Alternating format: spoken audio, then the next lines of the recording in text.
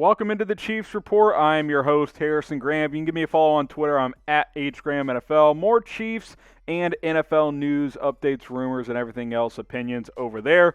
So go ahead and follow me on Twitter. Today's show, Todd McShay has released his latest mock draft, which is his first two-round mock draft of the mock draft season. So we're going to break it down for the Chiefs, who, of course, have a pick in each of those rounds. Number 31 overall in round 1, number 63 overall for their round 2 pick. And as you guys know, as we have discussed quite a bit over the last several weeks, the Chiefs' biggest need is clearly a left tackle. They need a left tackle desperately. Rest of the O-line is in good shape. I think you can get by with what you have at right tackle, but you need a left tackle. Wide receiver is a bigger need now with Sammy Watkins gone. I'm not sure they're confident in McCole Hardman as their number 2 receiver. You could use a cornerback. We'll see with Bashad Breeland if he's back or not, but if he's not, you need a corner. Edge rusher, I think that's an area of need as well, and then linebacker, one of your secondary needs also. But left tackle is definitely need number 1 for Kansas City.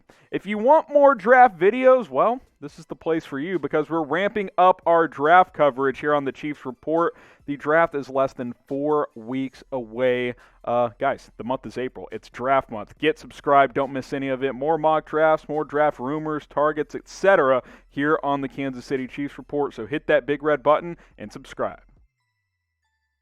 Let's take a look at Todd McShay's two-round mock draft for the Kansas City Chiefs here on the Chiefs Report by Chat Sports. Azeez Ojulari in round 1 at number 31 overall. Mel Kiper mocked him to Kansas City about 6 weeks ago, and now Todd McShay is doing the same thing as well. And look, edge is a need for Kansas City. It's not a top need, especially since they've added Jarran Reed. Look for Chris Jones to play some defensive end this next season, but you could use more help at the edge position. The problem with this selection, and I said this as well when Mel Kiper had the Chiefs selecting Ojulari in one of his mocks, is he's 6'3", 240. That's 25 pounds lighter than what Steve Spagnuolo typically likes with his defensive ends in his 4-3 scheme. So it's not really a size fit for Kansas City, at least typically with what they like to do. Here's what McShay wrote up when evaluating this selection, saying it's not difficult to force an offensive tackle in here, and maybe the Chiefs can reach a little bit for Notre Dame's Liam Eichenberg or Michigan's Jalen Mayfield.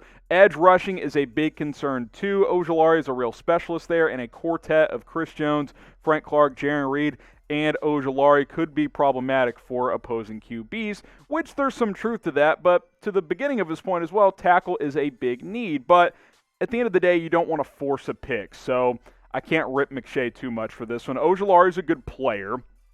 9.5 sacks last year in just 10 games for Georgia. Remember, most college football teams had a lesser season last year due to COVID-19. I'm just not sure he's a stylistic fit with what Kansas City likes to do. If they were still running a 3-4, I think that would be a better fit for Ojulari. Grade the pick then here of Azeez Ojulari. Type A, B, C, D, or F. Go ahead and get your grades in on this one. If you're asking me, I'm going to give this selection a C. It's a passing grade. It fills a need, and I think he could be a number 2 or 3 type of edge rusher as a rookie on a good defensive line, but I don't think he's big enough for what Spags likes, and I just don't think it's one of the top needs. Now, especially when you have a good roster like Kansas City, you don't want to reach for a player. Like, if you have Liam Eichenberg as a round 2 guy, don't draft him at 31. But you can trade down. You can draft another position. You don't have to draft Azeez Ojulari if that's how the draft falls, and a lot of the top tackles are already taken. Now, you look at the defensive line. Obviously, Chris Jones, Jarran Reed, Frank Clark, those are your top 3 defensive line. You need another edge rusher. Maybe Jones kicks out wide on some downs. Maybe you sign someone else. Maybe you still draft a guy. I just don't know, again, about Ojulari's fit in particular. Now, if you were thinking, okay, why didn't they just take, a Tevin Jenkins or something like that? Well, he was gone. Penei Sewell's gone. Rashawn Slater went number 14 overall. Elijah Vera Tucker was gone. Christian Darrisaw, Tevin Jenkins. I think if Jenkins is there at 31, that's a selection worth making, even though he's probably more of a right tackle. Christian Darrisaw would be a home run, but I don't think he falls to 31 overall. So I think McShay's looking at this and saying, hey, I get it, left tackle's a bigger need, but I don't have a first-round left tackle still available, so I'm going to go with Azeez Ojulari, who's probably higher on McShay's big board. That's probably how he's evaluating this here. So don't like the pick, don't hate the pick. It's a C for me. I think he's a good player. I think they could make it work with him, and it's just not typical to what Spags likes. Remember, he traded D Ford for Frank Clark because Clark was a bigger player, or he traded D Ford to go trade for Frank Clark. That's what he did. So, we'll see. We'll see if this ends up happening. This is multiple mocks where Azeez Ojulari has ended up with the Kansas City Chiefs. I'm not sold on it, but I've seen it more than once, so you never know. Today's show presented by BetUS. Go to chatsports.com/ChiefsBet. There is money to be made on the Final Four. March Madness is still ongoing, so go put your money where your mouth is at chatsports.com/ChiefsBet. Use our promo code Chiefs125. And if you are a new customer, if you sign up and deposit and place a bet on March Madness or, baseball season's here, go bet on the Royals, whatever. After you place your first bet, email us, chiefs@chatsports.com. Guess what? We're going to hook you guys up with a brand new Chiefs jersey. We got some available at chiefs@chatsports.com. So get going with BetUS. Use our promo code. Use the URL. Place a bet. Then email us. We'll hook you guys up with a brand new jersey. Round 2 of Todd McShay's mock draft, he's got Walker Little landing with Kansas City at number 63 overall. And guess what? This is the second time ESPN has mocked Little to the Chiefs. Kuiper actually mocked him in round 1, which I thought was insane.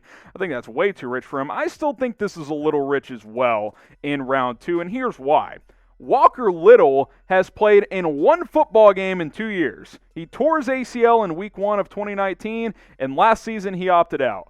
I'm just not crazy about this selection. I'm not crazy about the prospect. The potential is there. The frame is there. He's 6'7", 320. He's got some upside, but we haven't seen him play in 2 years. When we did see him play, he was up and down because he was a young college player. We needed to see this kid get more reps. It's not like he's Penei Sewell and he can opt out and it's not a big deal. No, he didn't play the season before either because he had a torn ACL. So I don't love this idea in round 2. Round 3, you could talk me into it because at that point, okay, you got a Super Bowl roster. You're going to contend no matter what. Take a gamble on a potential first-round talent that's had some injury problems in round 3. Okay, but not in round 2. I don't love this idea for Kansas City. And if you can't tell, my answer to this question is in for no because I don't like the Walker Little pick in round 2. It's not the player I don't like. It's not the pick I don't like. I just don't like the value in the second round. So get your votes in.